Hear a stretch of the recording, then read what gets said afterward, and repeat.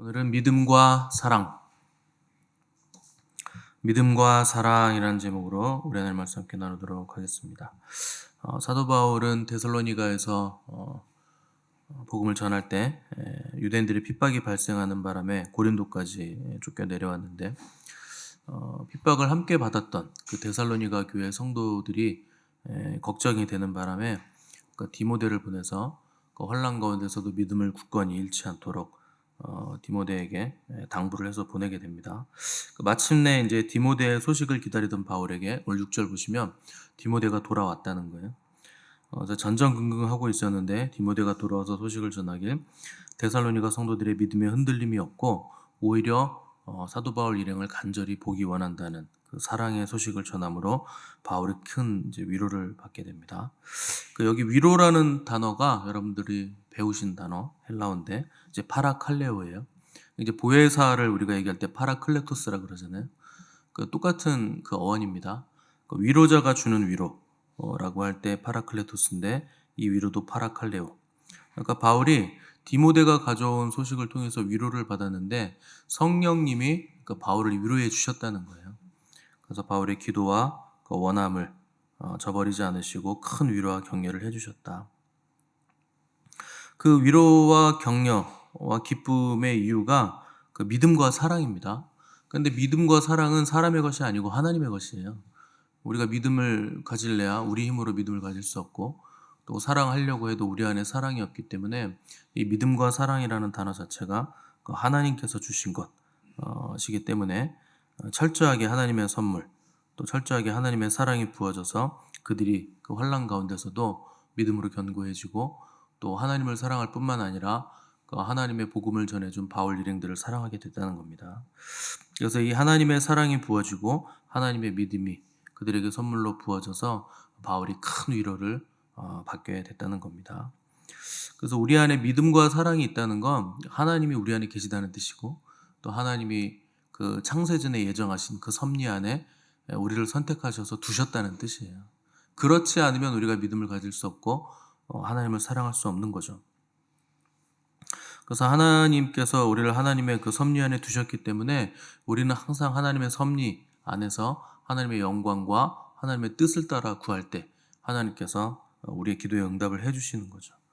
그런데 이제 이 섭리와 그 하나님의 뜻을 모르면 자기의 뜻을 따라 자기의 영광을 구하고 그 자기가 자기 인생을 도모하기 위해서 힘을 주기 때문에 항상 사람이 눌려 있게 됩니다. 그리고 긴장하게 되고 이제 하나님을 알면서 하나님의 뜻을 구하지 않으면 4배로 힘들어요. 아는데 안 하는 것 때문에 늘 부담스럽고 눌려 있고 늘 힘들죠. 그러면서 또 자기 인생을 자기가 욕망이 있고 자기 뜻을 또 이루고 싶어서 자기가 힘을 주고 움직이기 때문에 항상 긴장되어 있는 겁니다. 그런데 은혜라는 건 그렇게 힘을 줘서 받는 게 아니고 값없이 받는 겁니다. 그래서 힘을 빼셔야지 신앙생활을 잘 할 수 있어요. 그 운동선수들도 힘 빼는데 3년 걸립니다. 뭘 배우는 것보다 기본기 배우고 힘을 빼고 연습하는데 꽤 오래 걸리는데 사람들은 항상 힘을 주죠. 그 경직돼 있는데 그 왜 그러냐? 뭔가를 해보려고 하니까 경직되고 계속 힘을 준다는 거예요. 근데 힘을 줘서 받는 게 아니고 값없이 받는 겁니다. 그래서 하나님이 우리에게 그 믿음을 주셨는데 믿음이란 힘을 빼는 거예요. 하나님 안에서 안심하는 겁니다. 그러니까 하나님이 계시기 때문에 하나님이 모든 것을 다 이루시기 때문에 그 안에서 안심하는 거죠. 근데 안심하지 못하면 늘 불안하고 전전긍긍하고 이건 이렇게 해야 되고 저건 저렇게 해야 되는데 어떻게 하나 이제 고민이 많은 거죠. 그렇게 힘을 줘도 힘을 빼도 어차피 똑같습니다. 걱정한다고 걱정 사라지는 것도 아니고 근심한다고 근심 없어지는 거 아니에요. 오히려 그 근심과 걱정을 다 사로잡아서 그리스도께 복종시키고 하나님 안에서 우리가 안심할 때 하나님이 그때 움직이시는 거지 우리가 막 힘을 주고 움직이면 처음엔 뭐가 되는 것 같습니다. 이렇게 해도 되고 저렇게 해도 해보지만 나중에 결과론적으로 보면 가만히 앉아있는 사람이 더 잘 돼요. 움직이면 움직일수록 더 멀리 돌아갑니다. 내가 힘을 주고 움직였기 때문에 그만큼 멀어지는 거예요. 하나님의 뜻하고. 내가 움직인 만큼 더 멀리 간 거죠. 그래서 돌아올 땐 힘을 빼고 탕자처럼 돌아와야 되는 겁니다.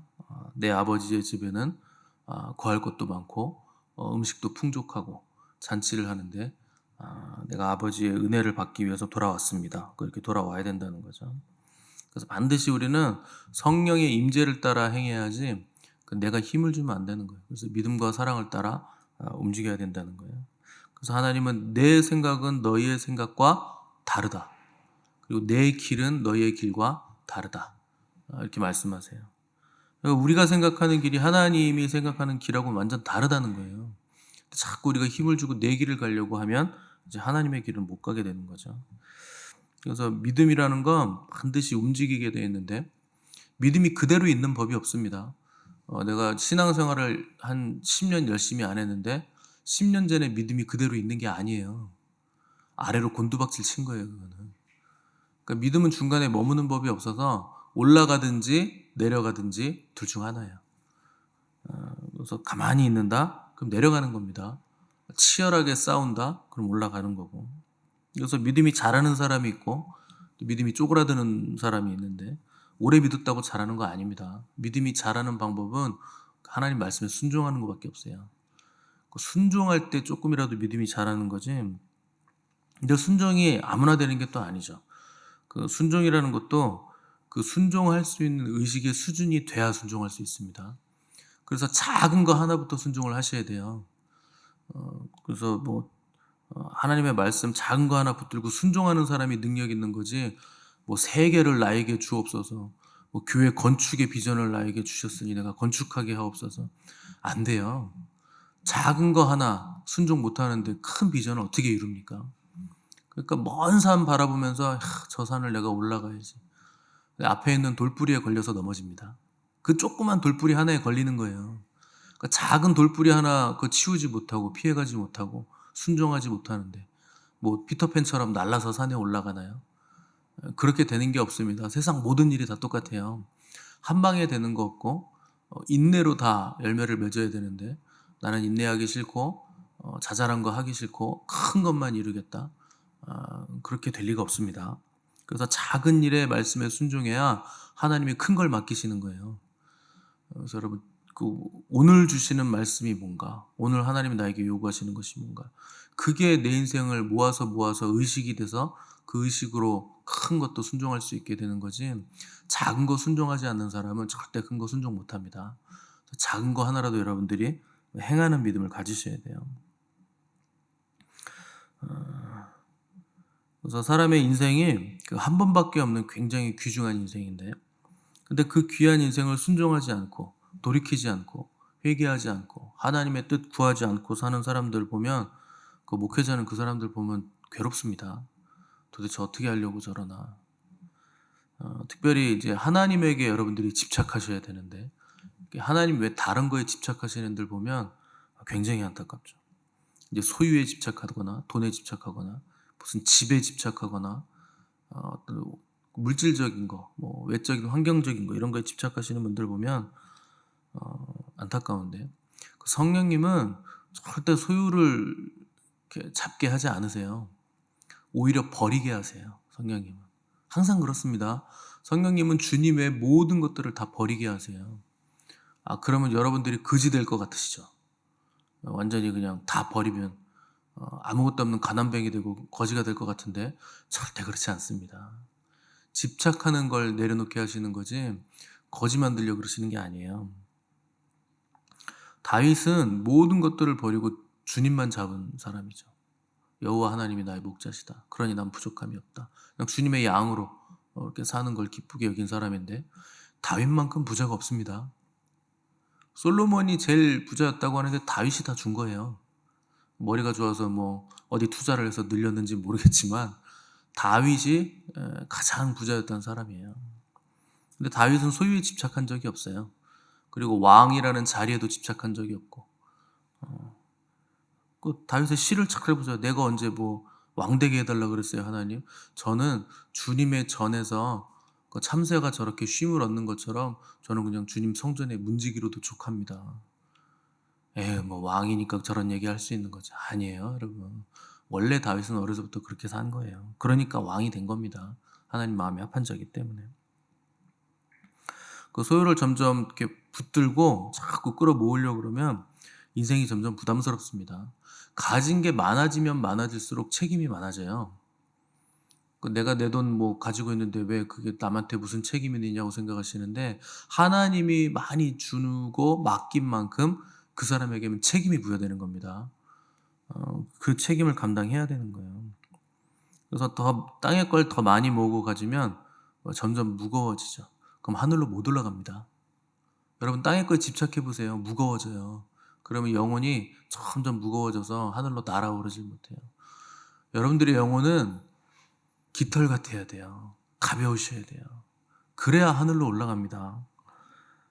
그래서 그 예전에 전 청년 때 방언 기도를 많이 했는데, 눈 감고 방언 기도하면 몸이 점점 올라가요.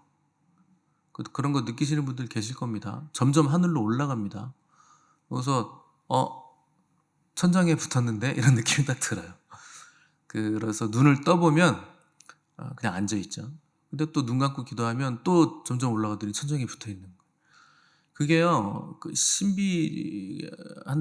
신기한데 제가 그런 걸 추구했다는 게 아니라 영혼이 점점 가벼워지잖아요. 실제로 기도할 때 몸이 둥둥 떠다녀요. 그게 얼마나 영혼이 가벼워졌느냐 알 수 있는 거예요. 그래서 성령님은 우리가 소유를 이렇게 내려놓게 하시고 움켜줬던 손을 그냥 펴게 하시지 집착하게 하시질 않아요. 근데 성령의 음성 듣지 않고 이제 자기 생각으로 계속 뭘 잡으려고 하고 집착하면 이제 점점 무거워지는 거죠. 그러면 인생이 점점 무거워집니다. 그러면 참된 기쁨이 사라지죠. 보람도 없고 행복도 없는 거죠. 그 사람들은 전부 다 이제 행복하기 원하고 복을 받기 원하는데 진짜 복이 뭔지는 모릅니다. 여러분들이 가장 복된 게 뭐냐면 회개하는 거예요. 여러분, 이게 가장 큰 복입니다. 사람이 회개할 수 있다는 게 하나님이 엄청난 걸 주신 거예요. 회개하지 않으면 죄를 어떻게 사함받습니까? 이 땅에서. 방법이 없어요. 여러분, 날마다 회개하시고 날마다 내가 욕심을 따라 움직인 거, 내가 하나님의 뜻 따라 가지 않은 거, 성령님의 음성을 따라 그 임재로 움직이지 않은 거 날마다 회개하셔야 돼요. 그래서 회개를 통해서 세상 것 버리게 하시고 하늘의 것을 바라게 하심으로 우리 구원을 이루어 가시는 거예요. 그 사도 바울은 그 기쁨이라는 단어를 굉장히 많이 썼는데, 그 기쁨의 이유를 보면 사도 바울이 뭐 재산이 많아서 기뻐한 것도 아니고 그 저편한 세상 아파트 얻어서 기뻐한 것도 아니에요. 사도 바울이 뭐 전 세계를 돌아다니는데 뭐 집이라고 뭐 변변찮게 있겠습니까? 그렇다고 뭐 세계 돌아다니면서 추종자들을 끌어모아서 내가 대통령이 되거나 세계를 주무르는 굉장히 유력한 유명 인사가 돼야 되겠다, 그런 걸로 기뻐한 적이 한 번도 없어요. 그 기뻐하는 건 딱 두 개인데, 첫 번째는 주님으로 기뻐하고, 두 번째는 주님을 전했을 때 그 주님을 받아들인 성도들로 인해서 기뻐하는 거. 결국 주님으로 기쁘다는 거죠. 그 땅의 금은 보화가 하늘의 티끌보다 못한다는 거 아는 거죠. 땅에 있는 큰 빌딩이 하늘에 가면 하늘에 화장실이 있는지 제가 확인을 못 해봤는데, 아무튼 하늘의 화장실보다 못한 거예요. 그 사람들의 칭찬이 주님이 주시는 책망이나 징계보다 못하다 하는 거 사도 바울이 아는 거죠. 그럼 사도 바울이 뭐 환난이나 궁핍이 없어서 환경이 좋아서 기뻐했느냐? 아닙니다. 오늘 7절 보시면 바울이 지금 어떤 상태냐? 궁핍과 환난 가운데 있어요. 그 환경이 굉장히 고통스러운 환경이라는 거죠. 그런데도 기쁘다는 거예요. 근데 바울 일행들만 그 고통스럽고 환난 가운데 있는 게 아니고 데살로니게 교회 그 성도들도 똑같이 궁핍과 고통 가운데 있는 거죠. 근데 그런데도 그들은 믿음과 사랑으로 바울을 보기를 원하고, 또 바울도 그들의 소식을 들으면서 큰 위로를 받았다는 거예요. 그러니까 참된 위로가 언제 오느냐? 그러니까 하나님으로부터만 오는 거예요. 다른 것에선 위로가 오지 않습니다. 기분만 잠깐 좋아지는 거예요. 여러분들 유명한 아이돌, 여러분들은 아이돌을 안 따라다니시죠? 유명한 트로트 가수 따라다니지는 않고 즐겨 들으시는 것 같은데, 들어보세요. 그게 우리 영혼에 어떤 일을 하는지. 신나죠?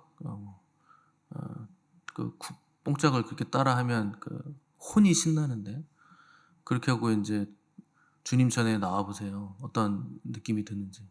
굉장히 이상해집니다, 사람. 혼을 자꾸 자극하면 영이 자꾸 눌려요. 세상 것이 자꾸 밀려 들어왔기 때문에 꿈자리가 뒤숭숭합니다. 그리고 자기 전에 트로트 들어보세요. 밤새 머리에서 트로트가 돌아요. 그 멜로디가 얼마나 자극적입니까? 그게 계속 도는 거예요. 네 박자도 돌고 찐이야도 돌고 계속 돕니다. 하나님의 임재가 돌아야 되는 그 머리에 밤새 세상 영이 돌아다니는 거예요. 그러니까 위로는 주님으로부터 옵니다. 환난과 핍박은 전혀 문제가 안 돼요. 외부적인 환경은 전혀 문제가 안 되는 거예요. 그래서 사람의 위로를 구하는 사람은 사람에게 매여서 고난을 받을 것이고, 하나님의 위로를 구하는 사람은 하나님에게서 오는 위로가 사람으로부터 우리에게 자유함을 주는 거예요. 그러니까 하나님께 묶이게 되는 거죠. 아담이 하와를 처음 봤을 때 지구상에 누구도 하지 못한 아름다운 고백을 했어요. 내 뼈 중에 뼈요, 살 중에 살이로다. 묶였다는 거예요, 하와에게. 덕분에 아담이 하와가 저지른 범죄를 자기가 다 뒤집었어요. 사람에게 묶인 겁니다. 그러니까 자기가 다 뒤집어 쓰고서 자기가 책임을 져야 되는 거죠. 그래서 고통의 멍에를 같이 매야 되는 거예요. 그러니까 사람이 아무리 뛰어나도요, 태초의 인간이었던 아담과 하와보다 뛰어날 수 없습니다. 근데 그 좋고 뛰어난 관계 안에서 열매 맺은 게 뭐냐? 그게 죄예요. 사람에게 묶이면 그렇게 되는 거예요. 그래서 누군가에게 위로받으려고 가지 마시고 갈 바에는 주님에게 가십시오. 찾아다녀봐야 소용없어요. 그 위로가 뭐 얼마나 큰 위로가 되겠으며 그 위로가 어느 정도 가겠습니까? 주님의 위로는 영원한 건데. 그래서 주님은 누구나 와라 말씀하세요. 누구나 나에게 와라. 너희 목마른 자들아 다 내게로 와라. 값없이 와서 포도주와 젖을 사라. 참된 만족을 주시겠다는 거예요. 포도주와 젖을 주신다는 건. 그리고 수고하고 무거운 짐진 자들아 다 내게로 와라. 내가 너희를 쉬게 해주겠다. 나의 멍에는 쉽다. 사람의 멍에와 다르다. 이게 우리 초청하시는 거죠. 그래서 아담이 하와가 지은 죄를 다 뒤집어 썼을 때 하나님이 부르니까 숨습니다. 하나님은 아담아 네가 어디 있느냐 그러시잖아요. 나오라는 거예요. 나에게로 와라. 네가 쉼을 얻을 곳 나밖에 없다. 나에게 오라는 거죠. 돌이키기를 원하는 거죠. 가인이 아벨 죽였을 때도 가인아 너는 네 안에 있는 죄를 다스릴지니라. 죄가 문 앞에 웅크리고 있지 않느냐. 그런데 너는 죄를 다스릴지니라. 찾으시는 거죠. 죄가 문 앞에 웅크린다는 것은 여러분 그게 짐승을 표현하는 겁니다. 고양이 같은 거 보시면 이렇게 뭐가 날아다니고 쥐가 뭐 지나가고 나비가 날아다니면 이렇게 고양이가 점프하기 전에 웅크리거든요. 그거 잡으려고. 그러니까 죄가 그런 거예요. 호시탐탐 노리고 있다는 거예요. 웅크리고 있다가 기회만 되면 확 달려드는 거예요. 이빨과 발톱을 드러내는 거예요. 그 죄가요 웅크리면 작아 보입니다. 웅크리고 있기 때문에 작아 보이는 거예요. 근데 그게 달려들면 큰 짐승이 되는 거예요. 그걸 다스려야 된다는 거죠. 작아 보일 때 우습게 여기지 말고 하나님이 다스릴 수 있는 능력을 줬기 때문에 다스리라는 거예요.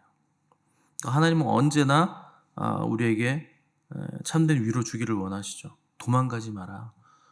죄로 인해서 숨지 마라.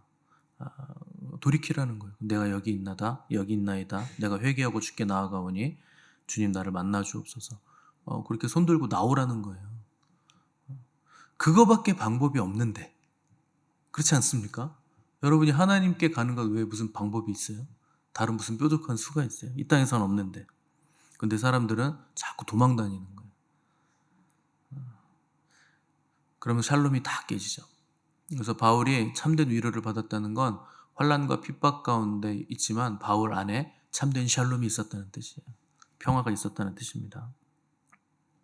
그래서 다윗도 여호와가 나의 목자시니 나는 부족함이 없습니다. 뒤에 가서 그 똑같은 시편에서 뭐라 합니까? 주께서 내 원수의 목전에서 상을 베푸시니. 원수가 눈앞에 있는데 거기에서 밥상을 받은 거예요. 밥 먹고 있는 거예요. 원수 앞에서. 얼마나 평안합니까? 그러니까 전쟁의 한가운데서도 주께서 베푸시는 잔치상을 받는 여유로움이 다윗에게 있는 거죠. 그 샬롬이 있는 거예요. 그래서 사람이 환란이 극심하고 외부적인 압박이 있으면 굉장히 피곤하고 스트레스 받고 아무것도 할 수 없게 되는데, 하나님이 계시면 그 샬롬이 유지가 된다는 거예요. 여러분, 지구상의 가장 깊은 바닷속이 몇 미터인지 아십니까? 마리나 해군가? 거기가 제일 깊은데 10,000미터가 넘어요. 놀라지도 않으시는데 그 정도야 뭐. 에베레스트 산이 몇 미터인 줄 아세요? 8,840미터예요. 바다에다가 에베레스트 산을 담궈도요 2km가 남습니다. 2,000미터가. 바다가 2,000미터가 남는 거예요. 그만큼 깊은 거예요. 근데 그 깊은 10,000미터 바닷속에 물고기 삽니다. 사람은요 몇십 미터만 들어가도 못 살아요. 견디지를 못해요. 압력이 너무 강해지기 때문에, 그 수압 때문에 사람이 견디지 못하죠. 100미터도 힘듭니다. 근데 10,000미터에도 물고기는 들어가요. 거기서 살아요. 어떻게 거기서 살까요? 그 외부의 압력하고 내부의 압력이 맞으면 돼요. 근데 우리는 외부의 압력이 강해지면 우리 내부의 압력이 그 외부 압력을 못 견딥니다. 그래서 우리는 그 심해에서 못 사는 거죠. 그러니까 물고기가 그 안에 그 내부의 저항이 강하면 외부 압력이 아무리 강해도 아무런 저항도 못 느끼는 거예요. 편안한 거예요. 그게 샬롬입니다. 여러분, 환경의 압력이 아무리 우리를 압박해도 내 안에 속사람이 주님으로 충만하면 다 이기는 거예요. 압력이 무슨 상관입니까? 환경이 무슨 상관이에요? 문제는 외부가 아니고 내 내면이 문제예요. 내 안에 주님이 강건하신가? 내 속사람이 주님으로 충만한가? 그게 문제인 거죠. 그래서 오늘 바울이 기뻐했던 건 믿음과 사랑이에요. 데살로니가 교회 성도들의 믿음과 사랑. 믿음은 항상 사랑이 같이 가야 됩니다. 믿음만 있으면 오르락 내리락 하죠. 믿음은 떨어지기도 하고 10년 동안 떨어지기도 하고 20년 동안 떨어지기도 하고, 그러다 한번 바짝 오르기도 하고 왔다 갔다 합니다. 그래서 믿음에 반드시 있어야 되는 게 사랑이에요. 사랑으로 역사하는 믿음뿐이니라. 바울이 오늘 그것 때문에 기뻐했던 거예요. 데살로니가 교회 성도들이 믿음만 있는 게 아니라, 나는 믿음을 굳건하게 하려고 걱정돼서 디모데를 보냈는데 디모데가 얘기하는 거 보니까 그들의 믿음이 사랑으로 역사하는 믿음까지 간 거였구나. 그 짧은 시간에 그들의 믿음에 주님을 사랑하는 사랑이 있었구나. 사랑으로 역사하는 믿음이었구나 하는 걸 알았다는 거예요. 믿음이란 속사람이 주님을 믿는 겁니다. 겉으로 보이는 건 아무 소용없어요. 여러분, 겉으로 죽은 사람을 살려내도 그 속사람으로는 주님 안 믿는 사람들 많습니다. 은사는, 죽은 사람 살려내는 치유 은사는 하나님이 주시면 그냥 발휘가 돼요. 그 누구예요? JMS인가? 정명석인가요? 그 양반이요, 예언도 기가 막히게 하고 그 치유도 기가 막히게 했던 사람이에요. 은사를 세게 받아가지고. 결국 이단됩니다. 믿음은 그런 게 아니에요. 은사가 세다고 믿어지는 게 아니에요. 죽은 사람 살려도 소용없어요. 내 속사람이 아무 은사 없어도 속사람이 주님을 믿는 게 강건해야 돼요. 그게 믿음입니다. 여러분, 주님을 사랑하셔야 돼요. 그 사랑으로 역사하는 믿음이어야 돼요. 그렇지 않으면 죽은 사람 살려도 다 속는 거예요. 다 소용없어요. 그래서 사랑으로 역사하는 믿음이 되기까지 하나님이 우리를 이끌어 가시고 연단하시고 훈련하시고 격려하시는 거예요. 그 과정이기 때문에 여러분들이 때로는 힘들 수도 있고 어려울 수도 있겠지만, 반드시 하나님께서 우리를 영광스럽게 하실 것이기 때문에, 반드시 우리에게 사랑으로 역사하는 믿음을 주실 것이기 때문에 오늘 우리는 환난 중에서도 기뻐하고 고난 가운데서도 영광을 바라볼 수 있는 겁니다. 그래서 오늘 저와 여러분들의 하루가 그 하나님의 영광을 바라보는 하루 되시기 바라고, 사랑으로 역사하는 믿음이 만들어지는 귀하고 복된 여러분들의 하루가 되시기를 주님의 이름으로 도전을 드립니다.